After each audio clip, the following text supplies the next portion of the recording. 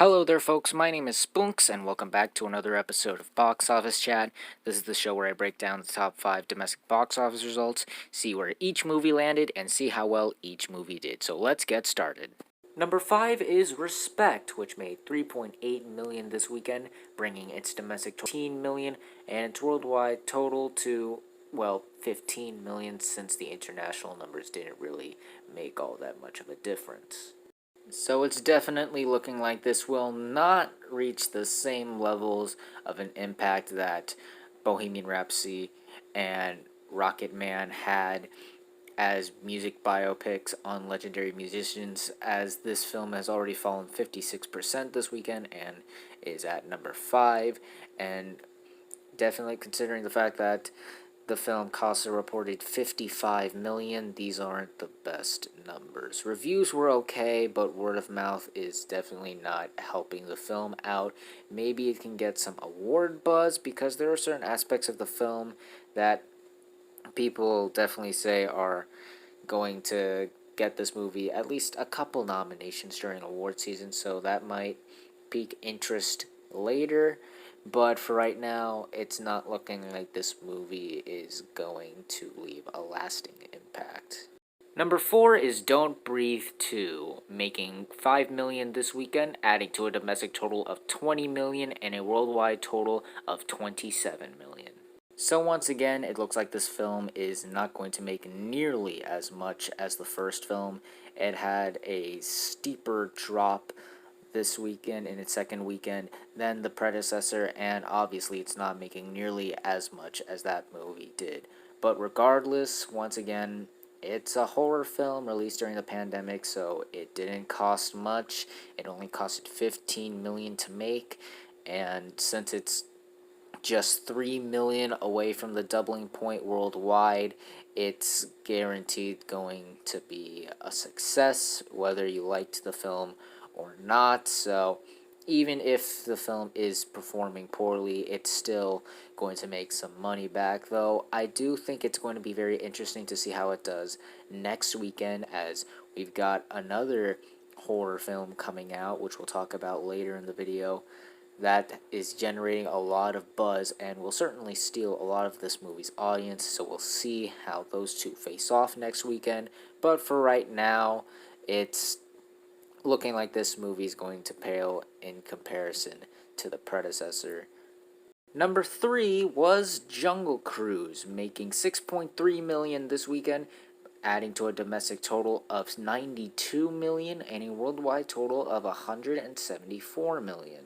So this movie is still crushing it at the box office. It has just surpassed Cruella domestically, and is not only $8 million away from Godzilla vs. Kong's domestic total, but also about $8 million from the $100 million milestone. And it's starting to look like it will definitely get there very soon. It's already at $92 million, so I don't think the chances for it to get to the $100 million milestone are very low, meaning that it will become the 5th film to cross it after, of course, Godzilla vs. Kong, but also Quiet Place Part 2, F9 The Fast Saga, and Black Widow. And also, the worldwide totals put this film about $25 million away from $200 million worldwide, which is coincidentally the initial production budget for the film. It's obviously not going to double that unless something out of the ordinary happens that gives this movie a huge boost.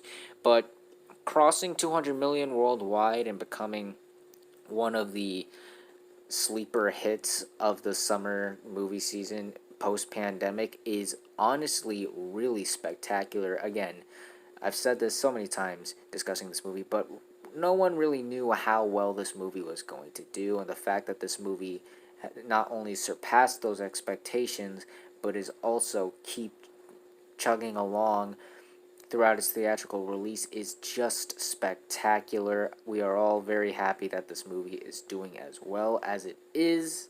And while it will probably start losing steam very soon, no pun intended, it's not going to start that quickly as the film continues to have strong hold. It fell just 30% this weekend, so that is very good. So once again, good job, Jungle Cruise. You were the underdog of the summer movie season. Once again, congratulations. Number 2 is Paw Patrol the movie, making 13 million on its opening weekend domestically and is sitting at 34 million worldwide. So a lot to discuss here. First off, out of the 4 movies to come out this weekend and that were discussed in last week's video, this was the only new release to make it into the top 5. The fact that this was the movie out of the rest of the competition this weekend to make it into the top 5 and as high as it did is both insane and kind of sad when you really think about it. But also, in terms of family films, this is the 4th biggest opening weekend for any family film post-pandemic, topping Peter Rabbit 2's 10 million back in June, and is sitting behind Tom and Jerry, The Boss Baby Family Business, and Space Jam: A New Legacy's opening weekends.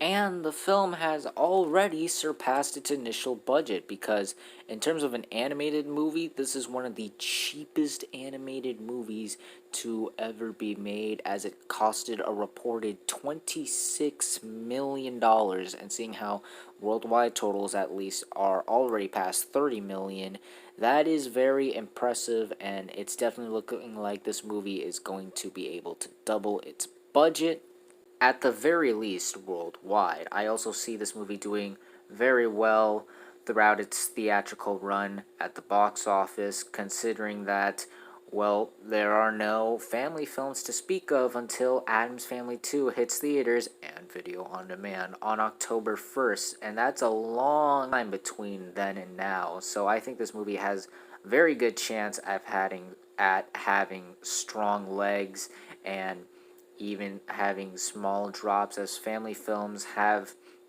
been shown to have really good drops and have strong holds throughout this entire pandemic. Even films that did subpar, like Peter Rabbit 2, were able to maintain strong hold during their theatrical run. So I think this movie is going to benefit from that, as well as word of mouth.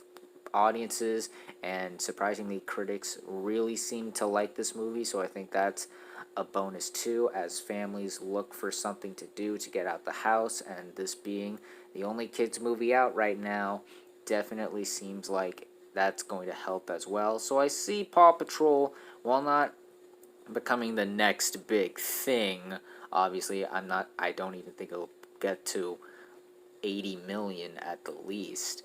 I do see it performing better than expected. Maybe not like the next Jungle Cruise or something, but I can see it performing something like Raya and the Last Dragon from earlier this year, which surpassed expectations as how well that movie did.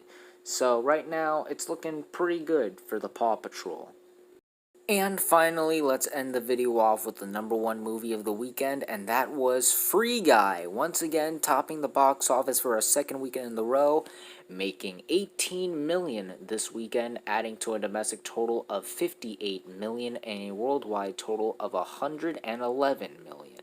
So, if you thought Jungle Cruise's second week drop-off was insane, get ready to have your mind blown. Free Guy had an insanely good weekend. It held very strong and only dropped off 35% this weekend.